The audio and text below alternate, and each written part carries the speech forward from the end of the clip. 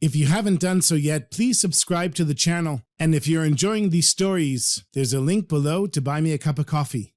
This is the Chassidic Story Project with Barak Hullman, podcasting from Jerusalem, Israel. This podcast is sponsored by listeners just like you. To become a supporter of this podcast, please go to HasidicStory.com. HASIDIC story.com. You'll never know. You'll never know. You'll never know. You'll never know. Shalom Aleichem, my sweetest friends. I hope everyone is doing well. Another week, another couple of Chassidic stories, Bezat Hashem. But before we begin, I want to dedicate this episode to the continued success of our soldiers in battle, wherever they are, to the returning of all the captives, safe, healthy, whole, alive, Bezat Hashem, to the refuah shlema, to the full recovery of everyone who's been injured or is ill, to the comforting of those who lost loved ones, and the continued unity of the Jewish people here in the land of Israel and all around the world, God willing. The first story I have for you is about the great Rabbi Moshe Sofer, who was known as the Hatam Sofer, who lived from 1762 to 1839, just so you have a perspective of when he lived. And he, of course, was one of the great rabbis of the 19th century, and he established the Pressburg Yeshiva, which was one of the most influential yeshivot in Central Europe, which eventually moved to the holy city of Jerusalem after World War II. So one time, the Hatam Sofer was sitting with his students in the yeshiva when the Parnes, the head of the Jewish community, came in. And he saw that the rabbi was teaching his students. He didn't want to disturb them. But when the Hatam Sofer looked up from his sefer, from his book, he saw the Parnes, and he knew that something was going on. Realizing that the Parnes needed a private audience, the Hatam Sofer left his students and went into a private room on the side. When they entered the room and closed the door, the Hatam Sofer says to the Parnes, "What's going on?" And the man says, "Rabbi, I'm in deep trouble. I've lost everything. I lost my entire fortune, and it's hopeless at this point. I have so much debt, and I've signed so many notes promising people money. I don't know what's going to happen to me tomorrow. Normally I go to the fair in Leipzig, but when people find out that I didn't show up, all of those creditors are going to come running, demanding their money. And that's it, Rabbi. I'm finished. I'm ruined. I'm a has-been." So the Hatam Sofer, he says, "How much money do you need to go to the fair?" And the Parnes, the head of the Jewish community, who of course is also a wealthy businessman, he said, "Rabbi, I usually bring quite a lot of money to the fair. But at this point, I would just be happy if I had a little bit of traveling money and maybe a tiny bit of cash to do some business." And the Hatam Sofer, he goes into his room, he opens a drawer, pulls out some cash, and gives it to the formerly wealthy Jew, the head of the Jewish community. He says, "I have just the amount of money that you're asking for." And the Parnes, he says, "Rabbi, I can't take money from you. I didn't come to you for a loan. I came to you for advice. And I'm really concerned, Rabbi, if I take money from you, maybe I won't be able to pay it back. I could never do that to you, Rabbi." And the Hatam Sofer said, "Don't worry, my friend. Bezat Hashem, with God's help, you will repay me. And not only that, you'll have a great deal of success, God willing." So the Parnes took the money, and he also took the encouragement of the Hatam Sofer. And with that confidence and the blessing, he went to the fair in Leipzig. And already on the first train that was going to Leipzig, he runs into an old friend who was a big wholesaler and imported from all around the world. And he said to the Parnes, "I have a huge shipment of coffee. And if we can make a deal here on the train, just fine with me, as far as I'm concerned. First come, first served. And as long as you give me a price that's good for me, I'll sell you all the coffee." And so they concluded the deal, and the Parnes gave the money that was left from the Hatam Sofer as the deposit on the coffee. Papers were signed and sealed. And so he figured he would continue to the fair, even though he had no business left to do, so that people would see his face, and the creditors wouldn't come running after him. And by the time he arrived at the fair, news had reached the vendors that the crop in Brazil had been damaged by bad weather, and the price of coffee had gone up to an astronomical sum. And very quickly, without even getting a hold of the coffee, the Parnes was able to resell his contract and make a great profit.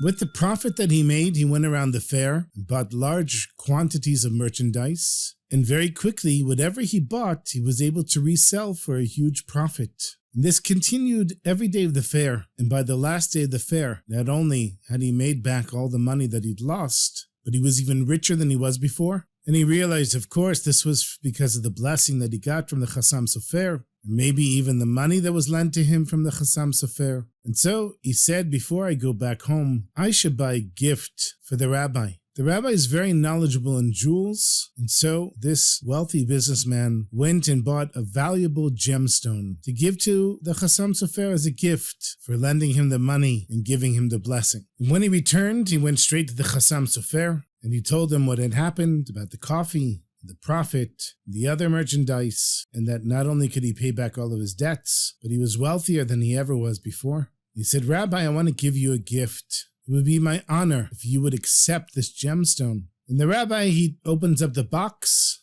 and he sees the shining, beautiful gemstone. He takes it out and turns it towards the light, looking at it from every angle, appreciating it in only a way that a person that really understood gemstones could. Then he gently places it back in the box, closes the box, and hands it back to the Parnes. And the Parnes says, Rabbi, it's not for me, it's for you. And the rabbi said, my sweetest friend, had you given me this gift any other time, I would have been very happy to accept it, because I would resell it and the money would support the yeshiva for quite some time. But since I gave you a loan, I can't accept anything which has even the dust of rebit, of interest on it. And you giving me this gemstone is, in a sense, taking interest on the loan. So the Parnes left with the gemstone. Of course, he repaid the loan to the Hatam Sofer and gave a donation to the yeshiva. But what the students of the Hatam Sofer were wondering was why, if the rabbi had no intention of accepting a gift for giving a loan, why did he receive it with such joy and take it out of the box and look at it from every angle? And so the Hatam Sofer said, I will answer your question with a story. Once I was traveling with my Rebbe, Rabbi Nosson Adler of Frankfurt, and it was a very important journey on behalf of the Jewish community. And so we started off after dark, and we'd only gone a short distance when the team of horses got stuck and they wouldn't move. The driver got off the carriage and tried to get the horses to move while the two rabbis sat there, freezing in the winter cold, trying to learn something to distract themselves, while the driver was trying to figure out what to do. And finally, the driver returned and readied the team to continue traveling, and suddenly my rabbi, Reb Nosson Adler, he jumps out of the carriage and starts dancing in the snow. I'm looking at him from inside the carriage and I'm saying, what are you doing? Why are you dancing in the snow? And Reb Nosson, he turns to me and he says, Moshe, you don't see? The driver put oxen together with the horses in order to get the horses to move. And of course, Reb Nosson, he went over to the driver and he explained that as Jews, they were forbidden to be drawn by a team of animals that were mixed. It's called kilayim. And since animals have different strengths, and it causes them hardship, you're not allowed to put oxen and horses together in the same team. And so Reb Nosson offered the driver extra money if he would change out the oxen for more horses. And when the carriage began to move, the Hatam Sofer asked his rabbi, Reb Nosson, why were you dancing in the snow? What made you so happy that you had to dance? And Reb Nosson said, my dear, sweetest friend Moshe, when in Frankfurt do I get to do the mitzvah of kilayim, of not mixing different species? Now that I get the mitzvah once in my lifetime, don't you think it's worth dancing in the snow for that?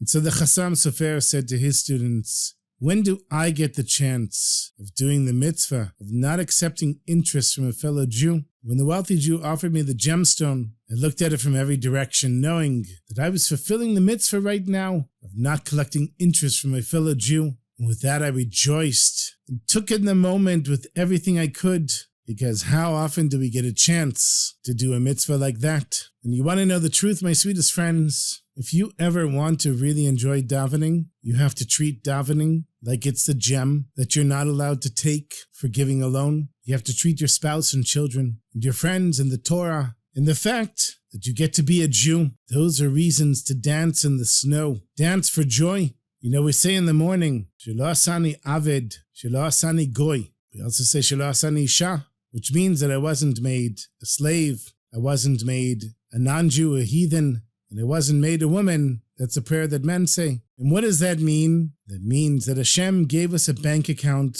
with no minus, meaning you weren't born a slave, so you have free choice. And your free choice is to choose to do mitzvot and to serve Hashem with joy. And you weren't made a goy, you weren't made a non-Jew, but now it's your job to make yourself a Jew. And for the men that say that I wasn't made a woman, it's not chas v'shalom that you wouldn't want to be a woman. Hashem made you a man. Now it's your job to fulfill the obligations of a man, to do the mitzvot of a man, which means you get up in the morning, you go to shul and daven with a minyan for shachrit, you put on tefillin, and all of the obligations that a man has to do. When you look at those 3 prayers that we say in the morning, and you can be joyous, all of Birkot HaShachar, all of the early parts of the davening, say, Ashreinu, how blessed are we to be able to be Jews, to get to learn Torah and do mitzvot. Bezrat Hashem, we should be able to do it with the same joy that the Hatam Sofer and his rabbi Reb Nassan did when they got the rare chance to do a mitzvah that sometimes only comes once in a lifetime.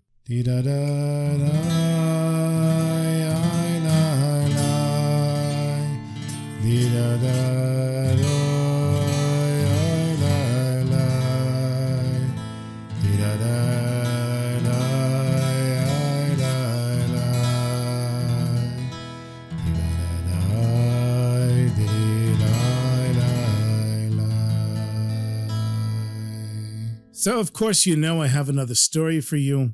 This next story was in the time of the Tzemach Tzedek, the 3rd Lubavitcher Rebbe, who lived around the same time as the Hatam Sofer, 1789 to 1866. And of course, there were always decrees against the Jews. And in Russia, the officials there were drawing up some new evil thing against the Jews, which I'm sure everybody who listens knows that we Jews, since the time of the Romans, since the Roman exile in the year 70, we've been wandering around the world till Hashem allowed us to come back to the land of Israel.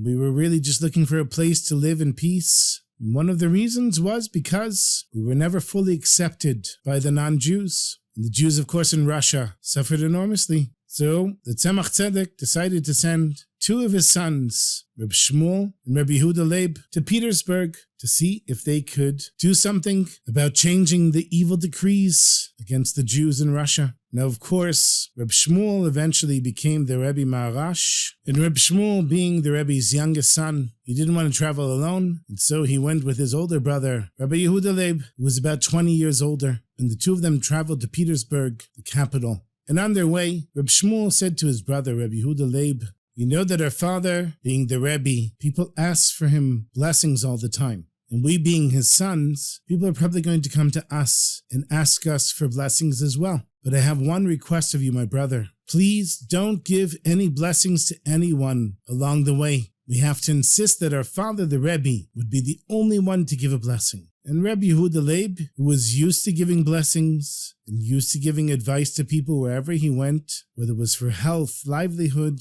or what other problems came their way, he felt a little bit uncomfortable agreeing to his brother's request, but he decided to agree. Now, it wasn't just that Rabbi Yehuda Leib would give blessings, but when people heard that he was arriving, they flocked to meet him. This was the Rebbe's older son, and each person came to Rabbi Yehuda Leib, and each person had a terrible story that pierced his heart. And in one village, there was a woman that was very persistent, and she planted herself straight in front of Rabbi Yehuda Leib, and she started crying and screaming and weeping, begging him to bless her. She was heartbroken because she had no children, and she would not leave until Rabbi Yehuda Leib blessed her with a child. And Rabbi Yehuda Leib was moved by her tears, but he had promised his brother, and he said, "You'll have to go to my father. He'll bless you." But the woman refused to move, and she cried harder and louder, and everyone in the village could hear her. And out of desperation, Yehuda Leib said, "Go to my brother. Maybe he'll bless you." Since after all, it was Reb Shmuel who said that only the Rebbe should be giving blessings. And so the woman calmed down, and within a few seconds she was standing in front of Reb Shmuel, and she started all over again, crying, screaming, hitting her chest. Nobody would be able to maintain their composure in front of somebody who was suffering as much as this woman. But Reb Shmuel had made a promise, and he said, "I understand, I know, believe me, I know, but I can't bless you, you have to go to my father. He will bless you for sure." The woman continued crying, and Reb Shmuel, not knowing what else to do, he told his brother, call the coachman so that we can get out of here. And the driver jumped onto his seat, hit the horses, but the wheels didn't move. Because this woman had stuck a stick between the spokes of the wheels, the carriage couldn't move. And now Reb Shmuel had lost his patience. He got off the carriage and he shouted at the woman, go eat a bagel, which is basically saying, go fly a kite or go jump in the lake. And the woman, her eyes popped open when she heard Reb Shmuel say, go eat a bagel, and then she ran away. And the two brothers continued on their way to Petersburg to take care of what they needed to take care of. And a year later, when everybody had forgotten about this incident, and since then, the Tzemach Tzedek had passed away, and Reb Shmuel, the youngest of his 7 sons, became the Rebbe Maharash, the 4th Lubavitcher Rebbe. Rabbi Yehuda Leib became the Rebbe in Kopust. One day, a man shows up in Lubavitch, standing in front of the Rebbe Maharash with 2 beautiful cakes. The Rebbe says, what are the cakes for? The man says, last year you gave my wife a blessing that she should have a child, and she just gave birth, and she asked me to bring these cakes to the Rebbe to thank him for his blessing. And the Rebbe said to the man, I apologize, my friend, but I don't remember blessing your wife that she should have a child. Can you tell me what it's about? And he said, yeah, well, my wife, she was in this particular village, and she approached your brother to bless her with a child. He said to go to you, and you said to her, go eat a bagel. And so Rebbe, my wife, ran home and did exactly what you said. So the Rebbe Maharash said, okay, I'm very happy that she gave birth, but why you bring me 2 cakes? 1 is certainly enough. And the man said, oh, Rebbe, I'm sorry, I didn't tell you the whole story. He said, you see, my wife came home and she was very anxious to make sure that the blessing came true. And so instead of 1 bagel, she ate 2, just to make sure. And Rebbe, let me tell you, it worked, because she just gave birth to twins. And that's why she insisted that I bring you 2 cakes. And Reb Shmuel was deeply moved. And he said to the man, you should know that I saw in heaven there was a divine decree against you and your wife, that you would never merit to have children. And so I couldn't give her a blessing for children. It was only out of frustration that I told her to go eat a bagel. But because of her pure and simple faith in the Rebbe, the blessing of a tzaddik, by coming home and making those bagels, knowing that they were going to hold the blessing of having children, and eating them with the full intention of knowing what they would bring, it's only thanks to her faith in the power of a tzaddik that the decree in heaven was nullified, and you and your wife have been blessed with children. And may you merit to raise your children, l'Torah, l'chuppah, l'ma'asim tovim, to learn and live Torah, to get married and do acts of goodness and kindness for their fellow Jews. And may she merit to instill in your children the simple faith of a woman who, by eating 2 bagels, brought down the spiritual shefa and abundance that allowed her to have 2 children.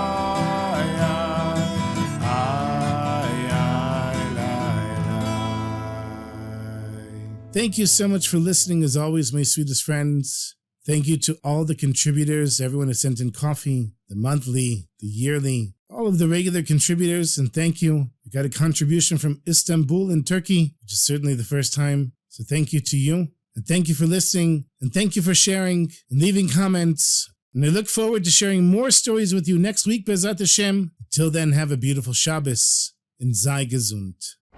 Bye.